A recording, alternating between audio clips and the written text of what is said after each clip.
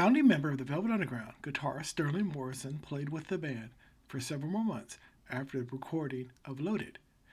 The leader of the band, Lou Reed, feeling burnt out from living the life of a rock and roller, decided to quit his own band on August of 1970 during the final days of their residency at Max's Kansas City, where they had been playing throughout the summer. Reed told Maureen Tucker, the band's drummer, who was sidelined due to pregnancy, a few days before he left the city to live with his parents out in Long Island.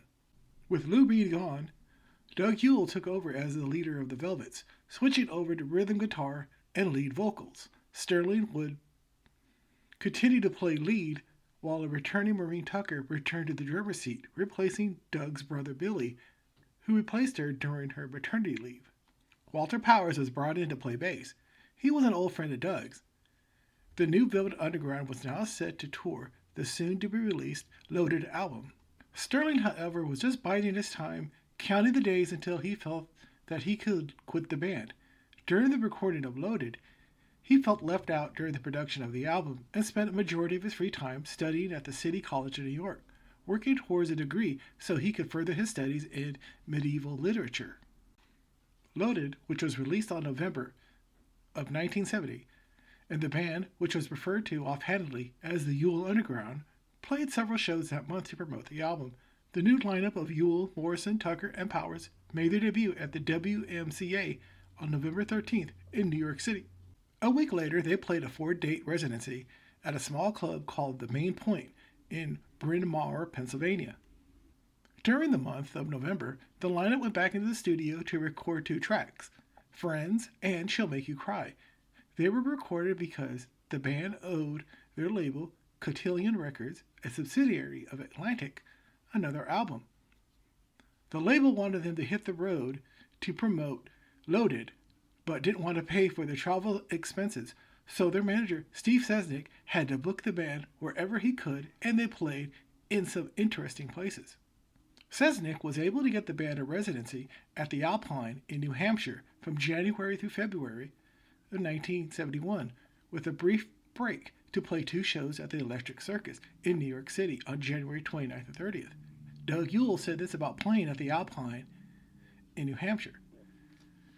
There's very little difference between a ski lodge and a bar.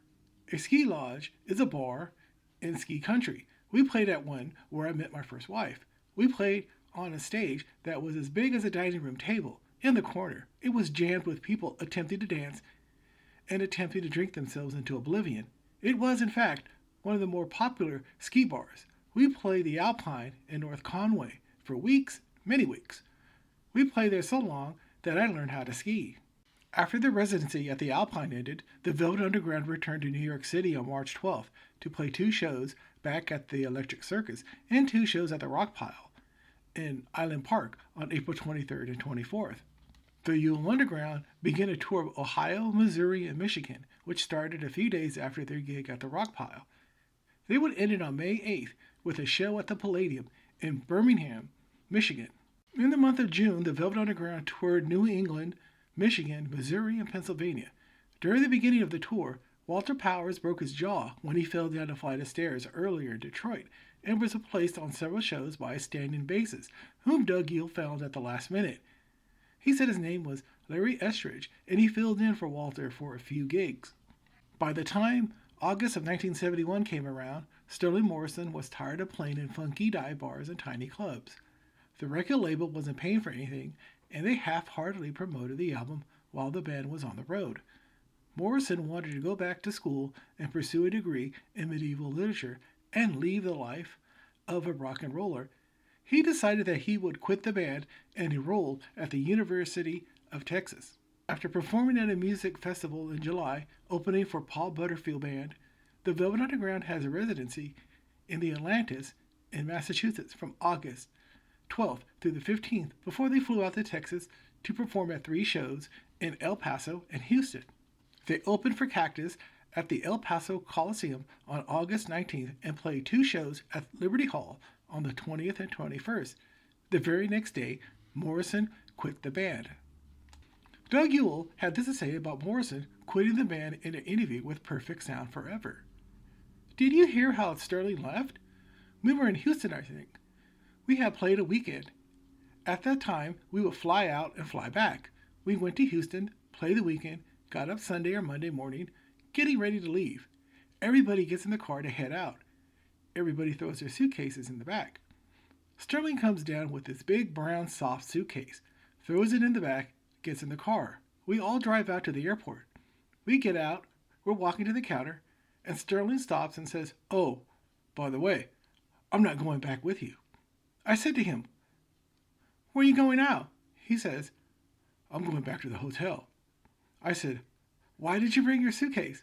He says, "I don't know." I said, "Is there anything in it?" He says, "No." After the passing of Sterling Morrison, Doug Yule reminisced about his departure in an article he wrote for the Velvet Underground fanzine. Sterling is standing in the airport in Houston. I think it was Houston. Next to him is an empty suitcase, a fact at the moment known only to himself. He stops the progress of the group towards the gate with the announcement that he will not be returning to New York with us. He's going to Austin in a few days to begin a fellowship there and return to school and complete his education. We are stunned. I am stunned. How could you do this with no warning? This is like a knife in the back. Why did you wait until now to tell us? Why did you bring your suitcase if you're not going? He explains, "I always said I would go back to school," as if this was reason enough for deserting. He wears an embarrassed smile. His head bobs about like a rear deck ornament in a full-dress Chevy. He looks like a 6-foot-tall child caught with his hands full of forbidden cookies. This is the last time I will ever see Sterling. I will not know until he dies 25 years later that he acquired a degree in medieval studies and picked up a tugboat captain's license. This last time together, he is once again in the position that more than anything else has defined his life, or at least the part of it that I have known, torn between the obligation he lives within and the path his heart wants to follow.